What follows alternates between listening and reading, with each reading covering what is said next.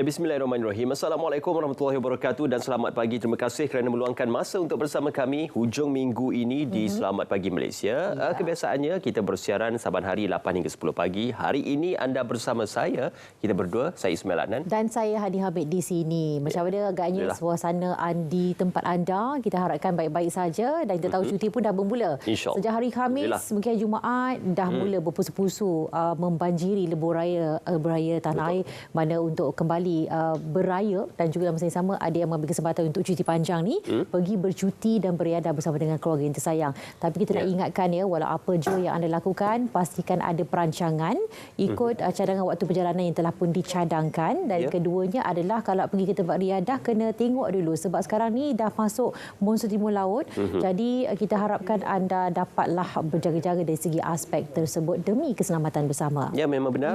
Amaran cuaca juga perlu diambil kira dan juga ramalan cuaca juga perlu untuk dikenal pasti dalam merancang perjalanan anda. Cuma perkabaran gembira untuk meluangkan masa cuti hujung minggu yang panjang ini hari Isnin dan sebagainya dengan pengumuman tol percuma yang diumumkan oleh Yang Amat Berhormat Perdana Menteri di lebuh raya utama seluruh negara. Boleh kita bacakan perinciannya. Ya, betul.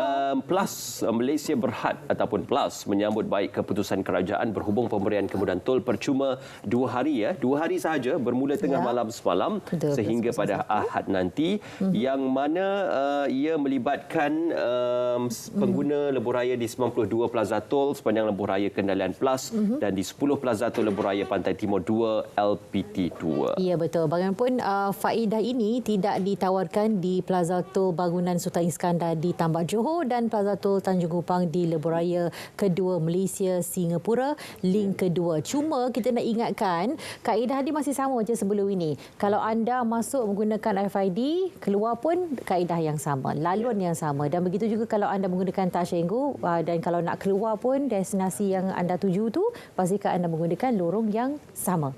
Jangan yang lain sebab nanti tak boleh nak baca dan tak dapat percuma. Itulah yang pasti mood pembayarannya itu mestilah kekal sama dan kalau lain akan dikenakan penalti dan beruntunglah mereka yang menggunakan bermula 12:01 tengah malam semalam. Okey, kita bawakan lagi perkongsian lain di mana Perdana Menteri Datuk Seri Anwar Ibrahim akan menghadiri sidang kemuncak tergempar Pertubuhan Kerjasama Islam OIC kali ke-8 pada hari ini sebenarnya di Riyadh, Arab Saudi, mana sidang kemuncak itu akan membincangkan tentang serangan, kekejaman dan ketidakperikemanusiaan rejim Israel yang berterusan ke atas Palestin. Mana dihoskan oleh Putera Mahkota dan Perdana Menteri Muhammad bin Salman Abdul Aziz Al Saud dan sidang kemuncak itu akan turut dihadiri oleh pemimpin dan wakil negara anggota OIC dan telah pun didahului dengan 2 mesyuarat persediaan, itu mesyuarat persediaan peringkat menteri pada 10 November dan mesyuarat persediaan pegawai-pegawai kanan OIC pada 9 November.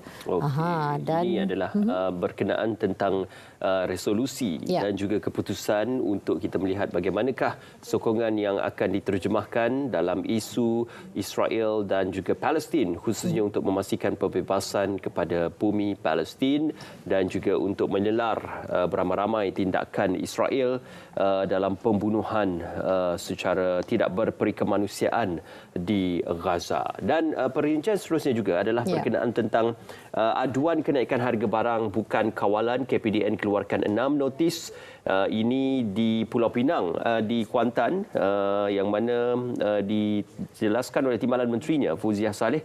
KPDN menerima aduan daripada Persatuan Hindu Pulau Pinang berhubung kenaikan harga 29 unit simpanan stok SKU yang luar kewajaran. Beliau berucap sewaktu atur cara ataupun sewaktu sebuah acara di Kuantan, Pahang, yang mana dalam pengucapannya dan juga respon beliau adalah melibatkan barang seperti serbuk kari ikan timbang, cili kering, tepung gandum, tepung beras, ketupat dan juga minyak sapi. Ya, betul. Sebab di Pulau Pinang ada aduan oleh Penang Hindu Association, ada 29 unit simpanan stok SKU yang naik di luar kewajaran. Jadi katanya dah dikeluarkanlah notis, 6 notis sebenarnya, 5 di Butterworth dan 1 di Timur Laut.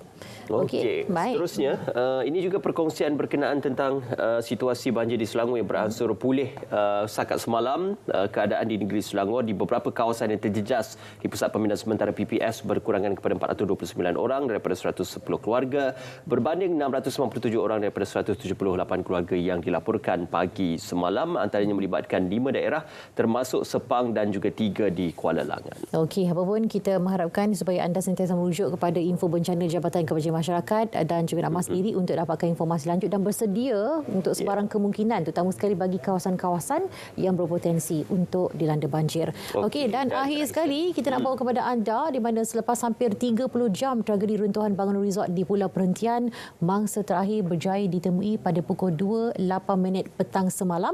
Suparno, 48 tahun, ditemui selepas usaha terakhir dilakukan pasukan penyelamat menggunakan bantuan jentera pengorek ekskavator, dan mayat mangsa dihantar ke Hospital Sultanah Nur Zahirah, Kuala Terengganu untuk bedah siasat. Salam takziah diucapkan kepada mangsa dan juga ahli keluarga mangsa yang terlibat dalam tragedi runtuhan bangunan resort di Pulau Perhentian. Itu antara perkongsian yang boleh kita bawakan bersama dengan anda pada pagi ini di akhbar ataupun portal berita RTM dan juga akhbar utama tempatan. Kita nak berehat seketika. Banyak perkongsian menarik selepas ini, Hanif. Ya, teruskan bersama kami dalam Selamat Pagi Malaysia. Ya.